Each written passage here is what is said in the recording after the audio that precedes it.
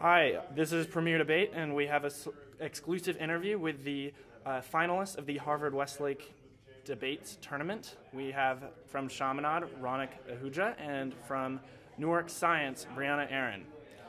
So let's start with, how was your experience? How was going through to finals, blasting through? How did it feel? Do you want to go first? Yeah, long. Okay.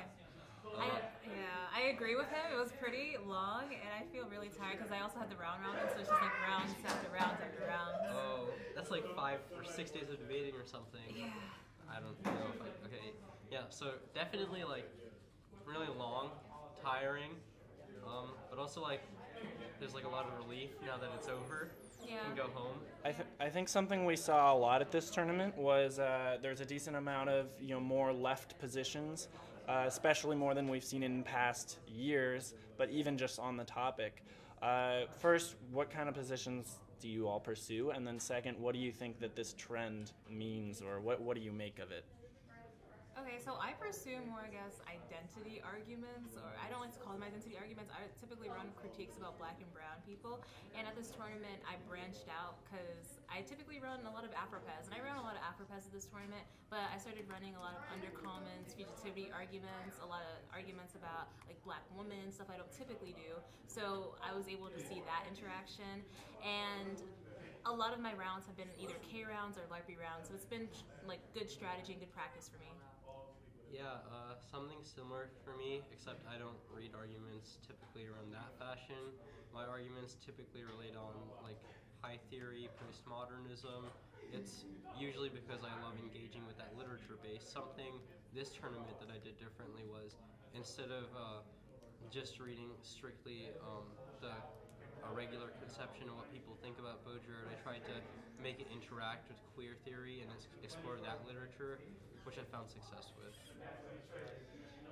Do you think that, well, I guess, do you think that in LD this is something that we will see continue into the future? Do you think that what do you think the future holds on this? Yeah, I think that since he just won a tournament coming on postmodern literature, we're probably going to see a lot of more postmodern literature just because it's good literature to engage with.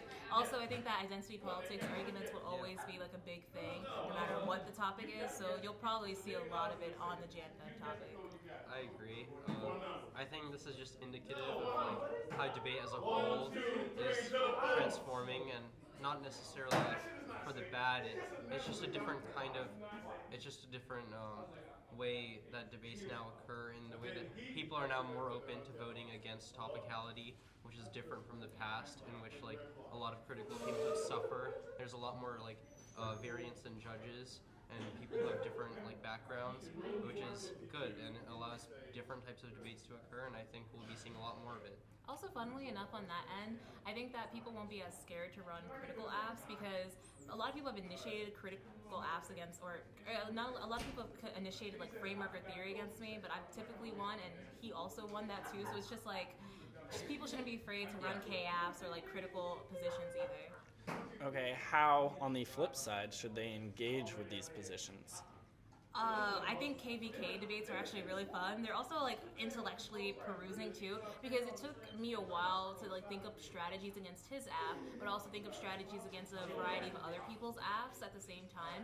So you just have to read a lot of literature to answer critical apps too. Yeah, reading literature times 10,000.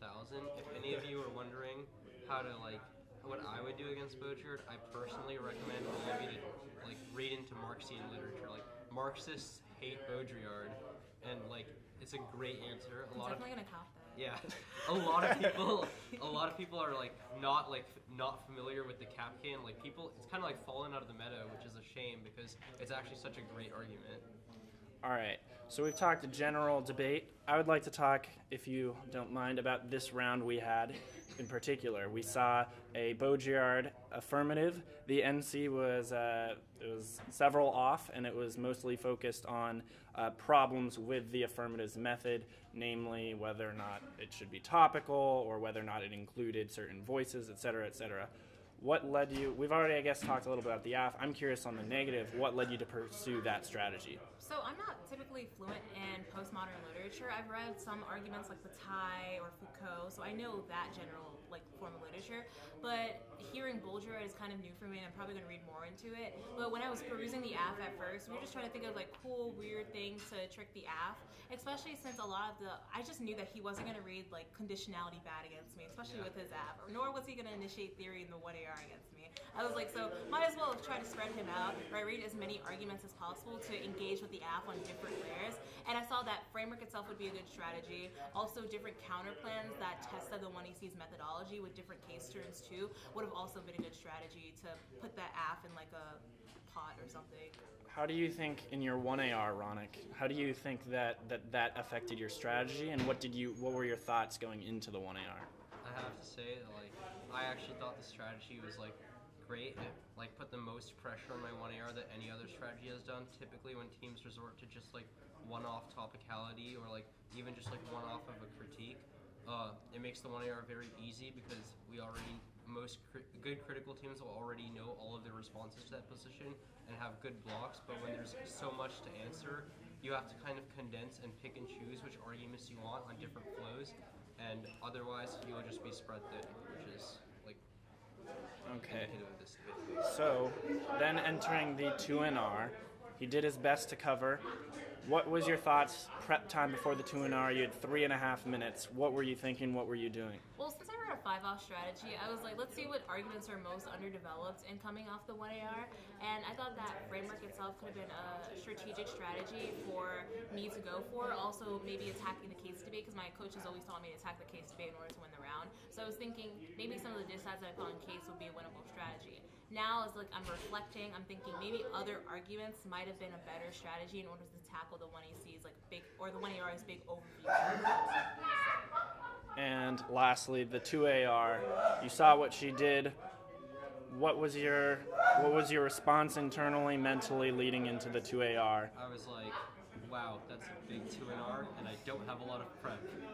And so immediately the first thing I did was choose to calm down and look at my flow and figure out which arguments were not responded to, and then think about how I could maximize the use, ironically, of those arguments across the flow in order to win the debate.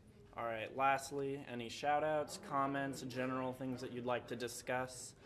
Yeah, so I'd probably give a shout out to Amit Kukreja for coaching me throughout the entire tournament. He wasn't paid, so he's an alumni from my school, so I appreciate that. I'd also shout out Evelise Torado. She's an assistant coach, and she doesn't typically do LD. She does more policy stuff, but I appreciate her for that. And I'd also shout out my coach Jonathan Alston and the rest of my teammates for being there for me and wishing me congratulations and supporting me in the process. So yeah, in addition to all my coaches back home, family that came and showed up, and even friends who were supporting me, there are a few people that I want to thank. One of them is Nigel, who I didn't pay or hire, and yet he still helped me out, especially when I didn't really have anyone else at the tournament. Also Jake Jake Davidson helped me a lot, providing me new evidence that I could use to improve my strategies. Was a big help as well. So those are the two main people, in addition to everyone else that helped me at this tournament. All right, thank you very much. Thank you for spending the time to talk with us and share your insight with the community. We appreciate it. Thanks. Congratulations.